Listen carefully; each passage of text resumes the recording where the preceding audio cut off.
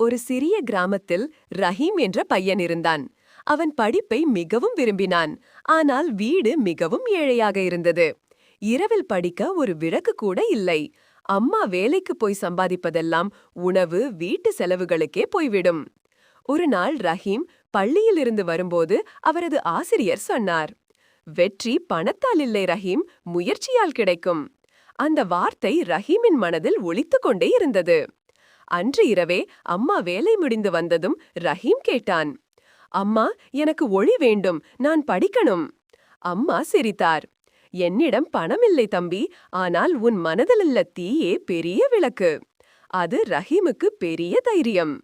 அவன் பழைய டின் பாட்டில்களும் கண்ணாடி துண்டுகளும் சேர்த்து ஒரு சின்ன சோலார் விளக்கு போல ஒரு கருவி செய்யத் தொடங்கினான். தினமும் பள்ளிக்கு பிறகு அவன் முயற்சி செய்து பார்த்தான். எத்தனை முறை செய்தாலும் கருவி வேலை செய்யவில்லை. ஒரு நாள் அம்பா குவையட்லி பார்த்து கொண்டிருந்தார். எத்தனை தடவை விழுந்தாலும் எழுந்து நிக்கிறதுதான் வெற்றி என்று அம்மா மெதுவாக சொன்னார்.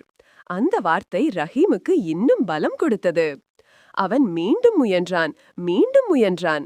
பல நாள்களுக்கு பிறகு ஒரு காலை அவன் செய்த சோலார் கருவியில் ஒளி மின்னியது. அவன் கண்ணில் நீர் வழிந்தது. "அம்மா, இது ஒளி அல்ல, நீங்க கொடுத்த தைரியம்தான் பிரகாசிக்கிறது." அம்மா அவனை கட்டியணைத்தார். "நீ ஒளியை கண்டுபிடிக்கவில்லை ரஹீம், உன் வாழ்க்கையையும் ஒளிமயமாக்கிட்டே." அந்த இரவு முதல் ரஹீம் சோலார் விளக்கின் ஒளியில் படிக்க ஆரம்பித்தான்.